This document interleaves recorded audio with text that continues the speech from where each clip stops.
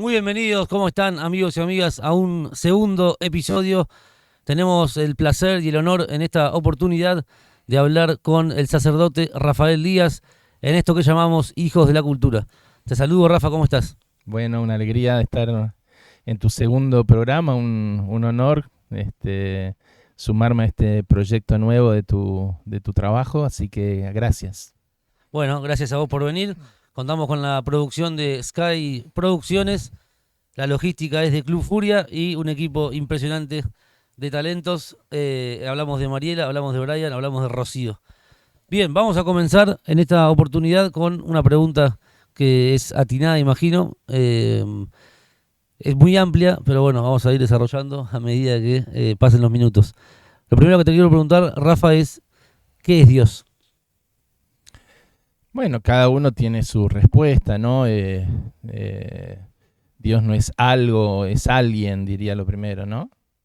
Es alguien y como toda persona, como todo alguien, uno lo va descubriendo en el camino, ¿no? En el trato.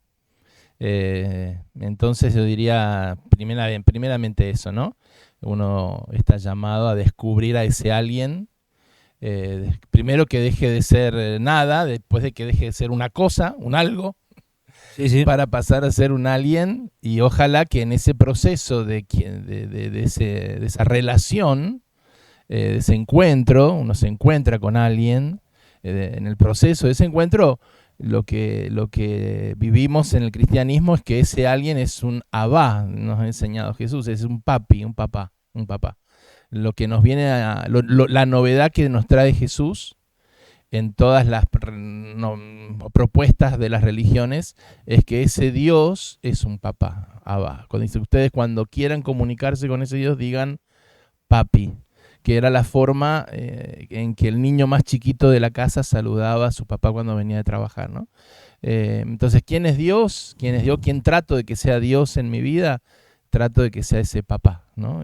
Una relación íntima de amor, de confianza, de abandono, como un niño se relaciona con su padre. Muy bien.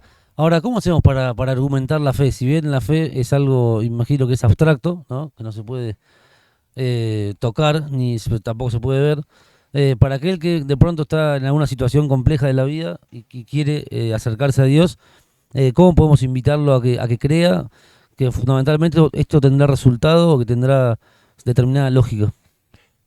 Y puede sonar abstracto si uno lo habla en un ambiente filosófico, pero Jesús lo muestra así, digamos. ¿Qué es la fe? Es un regalo, es un don, Ujú. como la vida, ¿no?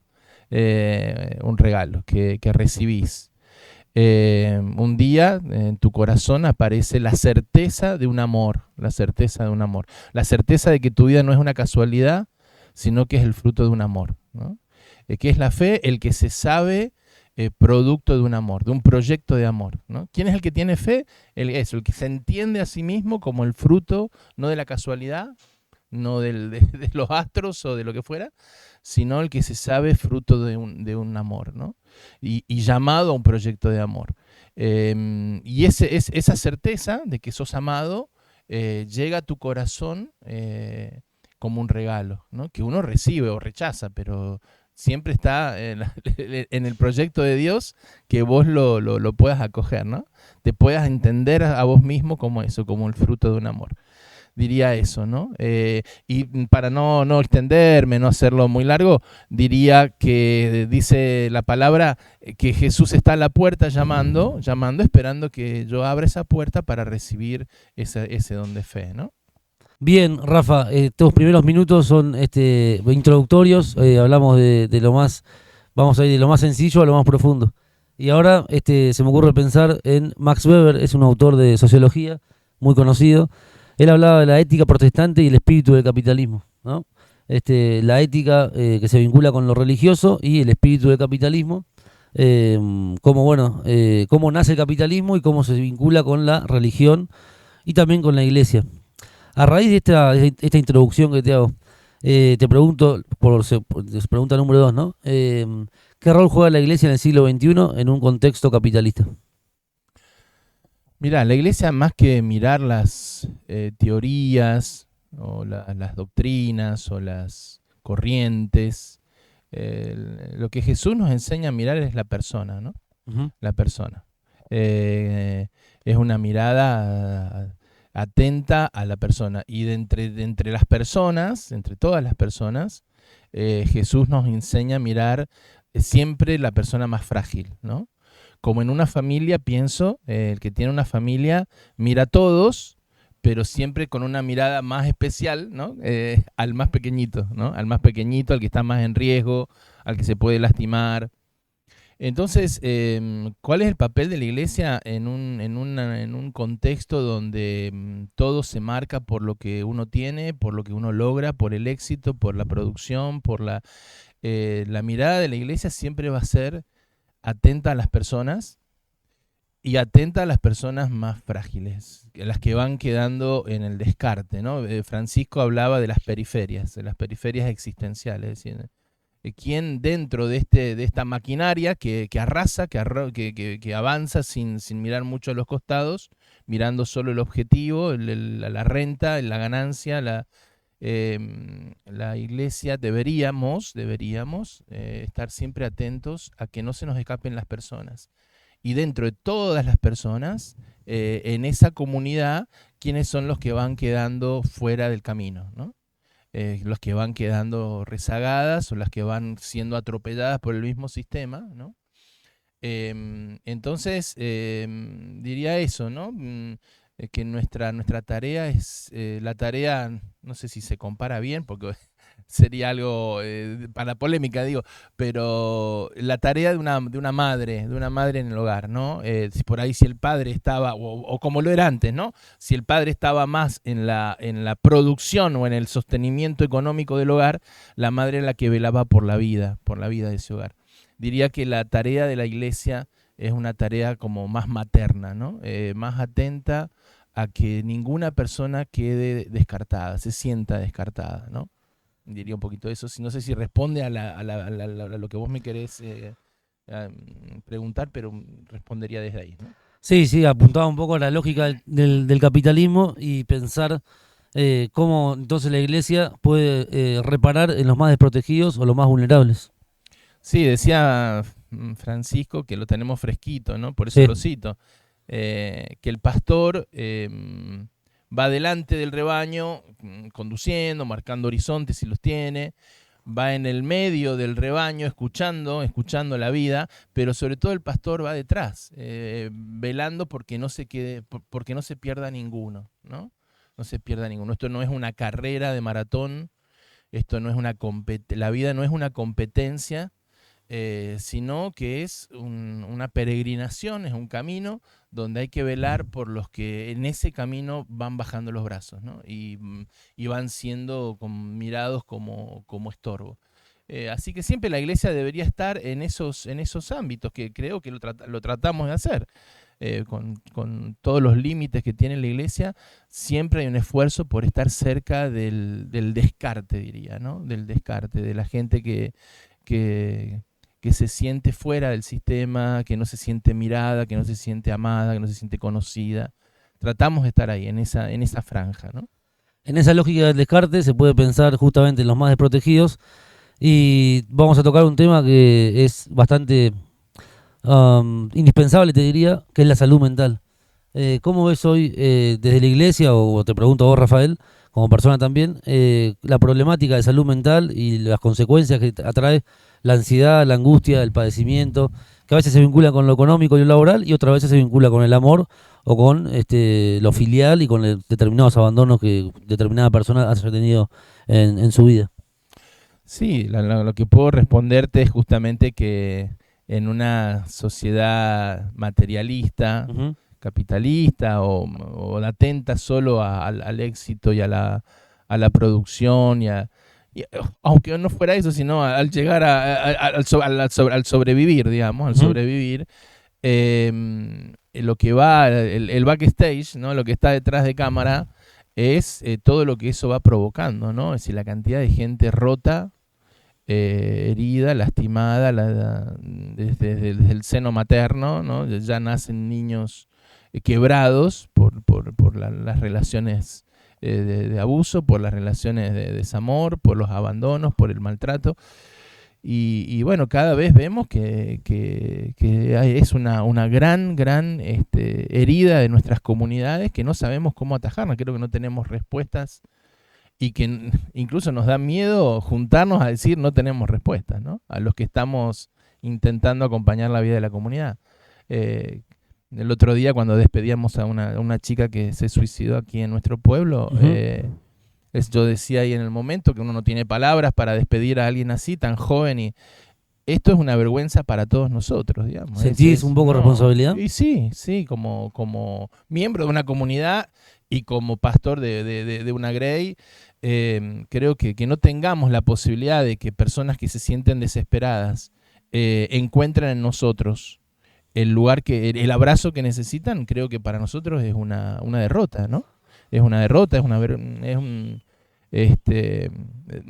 no poder mostrarnos con capacidad de abrazar esa realidad de tanta fragilidad, ¿no? A mí me llena de tristeza, de pena, cada vez que me toca despedir a alguien así. Es una situación de muchísimo dolor. Después me toca muchas veces acompañar a la familia, sostener ese inmenso vacío. Y así que digo, el tema de la salud mental de nuestras comunidades, creo que es una deuda enorme que tenemos y nos deja prácticamente, creo, sin mucho recurso. Pienso también en todo el tema de adicciones, creo que nos está pasando por encima, pasando por encima, y no sabemos cómo estar al lado, cómo ayudar, cómo sostener, cómo orientar. Así que sí, es un desafío para mí enorme. Sí, ya que mencionabas la palabra vacío, se me ocurre pensar en cómo tramitar ese vacío, y ya que lo vinculaste también de alguna manera, quizá inconscientemente, con la adicción, ¿cómo se puede abordar a personas que cuentan con un vacío existencial o de cualquier índole, o que a su vez cuentan con una necesidad y justamente se vuelcan al alcohol o a las drogas o a lo que sea?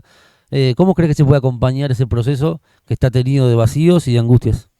Mira, la iglesia tiene, con todas sus fragilidades, como digo, no vengo a vender nada, pero sí doy a conocer cosas que seguramente la mayoría no conoce, ¿no? La iglesia tiene en este momento experiencias muy hermosas, muy hermosas. Las dos más conocidas son lo que se llama el movimiento Facenda, que está tenemos una cerquita acá en Carué, y el otro movimiento es lo que se llama la Comunidad del Cenáculo, fundada en Italia por una monja. Bueno, están sacando de la muerte multitudes de jóvenes, ¿no? Chicos y chicas de todo el mundo que están, gracias a estos lugares, Facenda y Cenáculo, están saliendo de la muerte, ¿no? Devolviéndoles el sentido de la vida. Fundamentalmente creemos que detrás de una adicción hay una pérdida del sentido de la vida, más que una esclavitud, que por supuesto está, sí, pero detrás de eso hay un vacío, como decíamos, ¿no? Un vacío existencial. Y entonces la tarea de la iglesia es trabajar en devolver a esa persona el sentido precioso de su existencia única, irrepetible, amada de un modo único, y entonces descubrir ese amor, esto que te decía, descubrirme como amado. La mayoría de las adicciones responden a un no sentirse amado, ¿no? Y entonces cuando alguien se descubre nuevamente como amado, como importante, como valioso, puede encontrar una respuesta a la que hasta el momento no la ha tenido, ¿no? Así que la iglesia trabaja en esa propuesta, que me da la impresión, lo poco que sé y que conozco, es que las instituciones que trabajan en esto se quedan cortas en ese rumbo, ¿no? Dan algunas pistas, pero llegar a llenar ese vacío, humildemente creo que solo Dios lo puede hacer en una persona, ¿no? Y cuando ese consumo es celebratorio, cuando de pronto vos te querés tomar una cerveza, un Fernet o un Smirnoff o lo que sea, y pensás en celebración en vez de, o lo que te estimula es la celebración, ¿cómo crees que se puede regular eso? Bueno, hay lo que se llama la palabra diversión, ¿no? Exacto. Diversión significa, es un lindo significado la palabra diversión, porque es el que se derrama hacia afuera, ¿no? Ok. El que intenta encontrar afuera lo que no tiene adentro, ¿no? Ujú. Entonces a mí me parece que está mal la diversión para nada. El problema es cuando vas a buscar afuera lo que nunca encontraste adentro. Cuando Disculpame, ¿tiene que ver con algo introspectivo? tiene que ver con un sentido de la vida, Claro. ¿no? Tiene que ver con un sentido de la vida. Entonces a mí me parece que el que decía San Agustín, ¿no? Que se convirtió a los 33 años. Dice, yo buscaba afuera lo que tenía adentro, ¿no? Y hasta que no lo encontré, no dejé de vivir en una vida disipada, en una vida desordenada. ¿No? Decía San Agustín, nunca pude pasar una noche sin una mujer a mi lado, ¿no? Sin un hombre totalmente desordenado en todos sus aspectos, hasta que se encontró el sentido de la vida en su interior, ¿no? Se sintió valioso, se sintió Legitimado, criatura, se ¿no? sintió, claro, buscado, amado, rescatado. Entonces, bueno, dice, ya dejé de buscar afuera lo que un día encontré adentro. Entonces, a mí me parece muchas veces que la diversión, el volcarse hacia afuera, responde muchas veces a eso, ¿no? Que hay una falta de algo firme, valioso y custodiado. Cuando vos tenés algo valioso en tu casa, lo cuidás, ¿no? Ujú. Lo cuidás. No dejas la puerta abierta de la casa. Y entonces cuando vos tenés algo valioso dentro tuyo, no lo expones, no lo pones, no lo vendés por una botella, digamos, no lo vendés por un porro, por lo que fuera, Sí, un ¿no? cigarrillo, lo que sea. Entonces cuando vos tenés algo valioso dentro tuyo, lo custodias, lo cuidás. Y a mí me parece muchas veces eso, que cuando hay mucha cosa que te desordena hacia afuera es porque uno le ha faltado ese caminito de más introspección, como decís, de más interioridad, ¿no? Así es. Ahora hablando en términos más psicológicos, se habla mucho de que el deseo es vacío y es falta, ¿no? Platón y un poco Freud, que es uno de los reyes, diría, de la psicología, dicen, mejor dicho, que deseas porque te falta. Deleuze, que es un filósofo, dice que el deseo es elaboración y creación. ¿Cómo crees que opera entonces el deseo? ¿A través de la falta o a través de la intención de elaborar algo nuevo? Bueno, medio difícil de poder responder así, pero diría esto, ¿no? A veces se ha registrado a Dios como el gendarme de nuestros deseos, ¿no? Bien. Como un policía cósmico Ujú. que viene a pisotear todo lo que uno desea, ¿no? Em, y entonces me parece que es una visión tan distante de lo que Jesús ha venido a traernos, ¿no? Porque Jesús no ha venido a pisotear el deseo, ha venido a agrandar la capacidad de tu deseo, ¿no? Yo puedo tener aquí un vaso o un balde, ¿no? Un vaso o un balde. Si tu deseo es como el vaso, bueno, vas a vivir atento a llenar ese vaso. Ahora, si vos lo que tenés acá es un balde, es un estanque, es un lago, es un mar, vas a vivir atento a eso. ¿Qué ha venido a hacer Jesús? A decirte, no te conformes con esto. Porque tu corazón está hecho para mucho más. Tu Ujú. corazón está hecho para que lo llene nada menos que Dios mismo. Abundancia. Por eso dice, he venido a traer vida, Ujú. no a aplastar la vida. Tal cual. He venido a traer vida y vida en abundancia. Entonces, registrar a Dios como el que viene a atentar contra mi vida, no, lo que viene Dios a decirte, te estás conformando con un vaso cuando yo de tu corazón he hecho un mar, un océano, que solo lo puede llenar el amor de Dios. Entonces, no sé si respondo a lo que vos apuntabas en tu pregunta. Lo que sí te quiero es, me gustaría aprovechar El espacio. el diálogo, sí, para decir, qué pena que registremos a Dios, que mucha gente registre a Dios como el que atenta contra los deseos del hombre, porque no tiene nada que ver con el Dios cristiano, ¿no? Sí lo que Jesús ha venido a decir, te estás conformando con poco. Te estás conformando con poco, estás deseando poco. Tu corazón está hecho para más. Tu corazón está hecho para más. Y entonces, ojalá te animes a cambiar el vaso por el balde, aunque Sí, sí, se entiende. ¿Y por qué crees que muchas veces hay determinadas personas que creen que con amor propio alcanza, digamos. Por ejemplo, ¿no? Yo soy de los que piensan de que los seres humanos nos constituimos a través de los afectos y ahí es una corriente de pensamiento y un análisis sociológico fundamentalmente, que hay como cierto libertinaje en esto de que me siento bien solo o sola y no apuesto al amor porque de acuerdo a la percepción que tengo estoy mejor.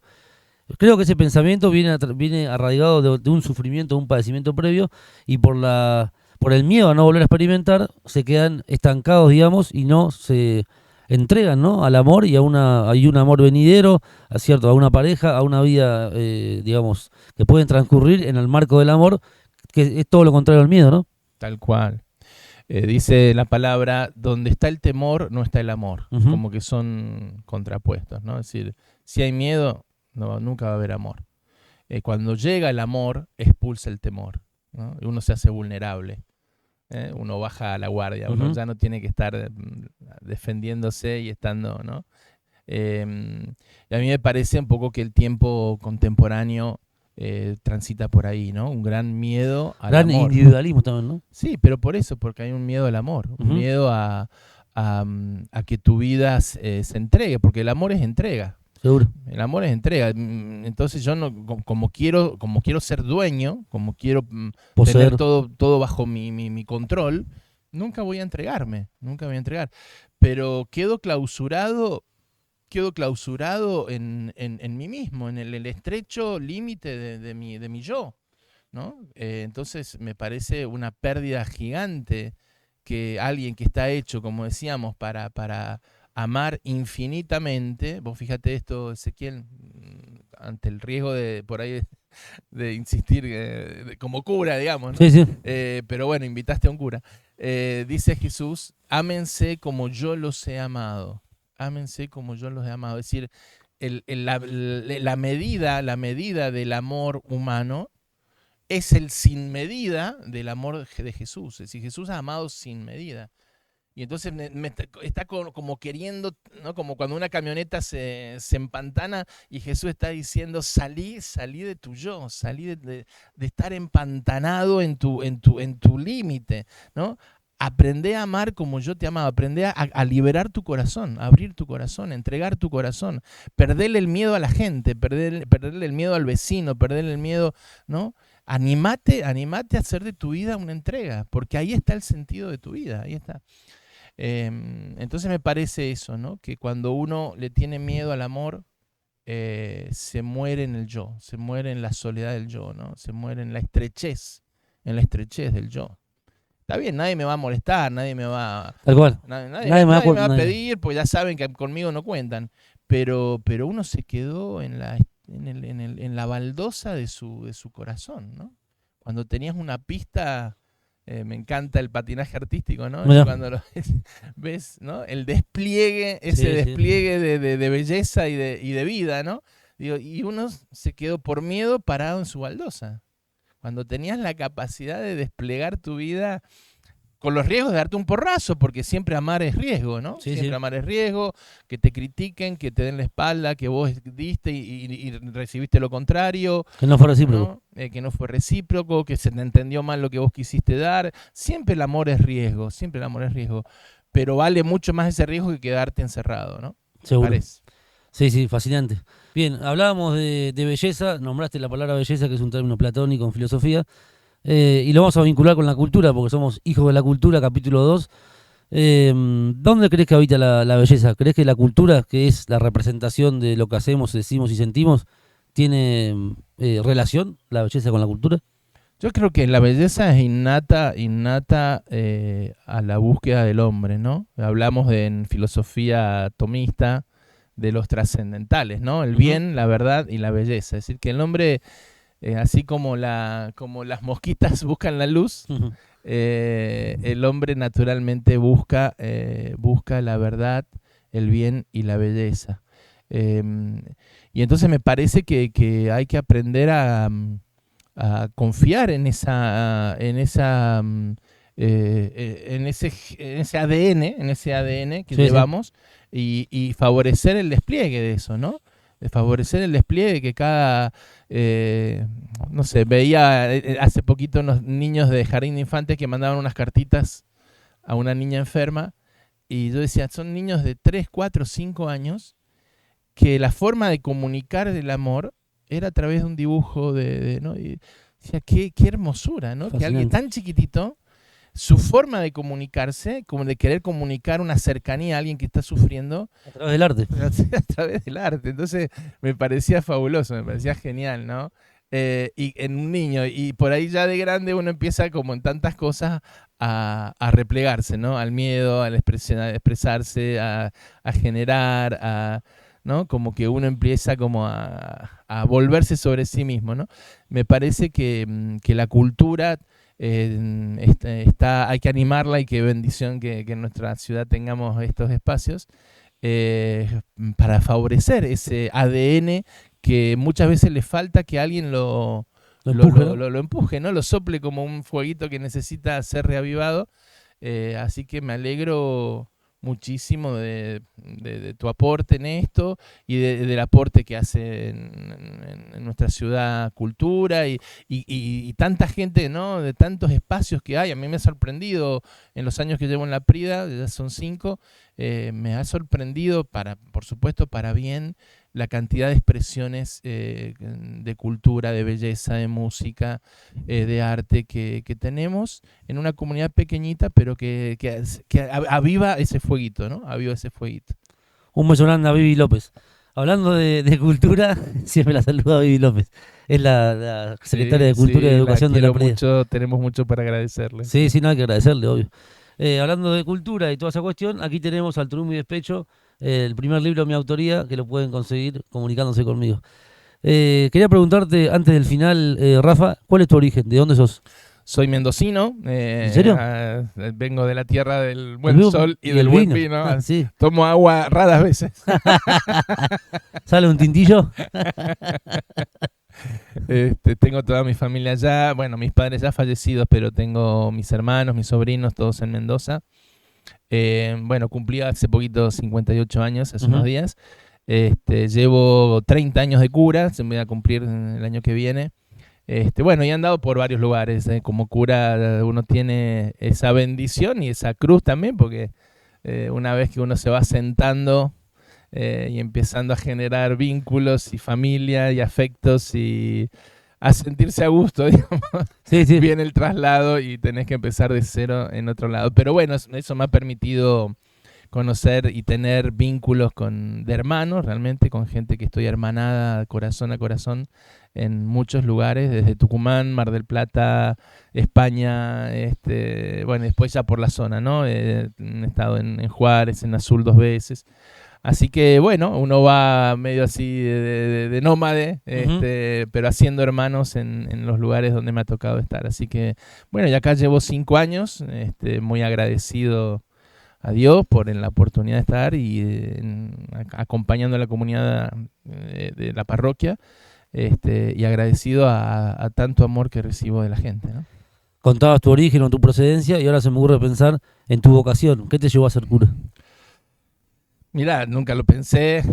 Ya a los 20 años, 21, yo estaba de novio, estaba estudiando ciencias económicas. Y bueno, me empezó un bichito a taladrar el corazón, apareció ahí una pregunta, ¿no? Recuerdo que estaba en la colimba y me llama un jefe. Venga, Díaz, venga. Bueno, yo dije, uy, a ver qué se viene. Y me mira así, delante de todos mis compañeros. ¿Usted nunca pensó en ser sacerdote?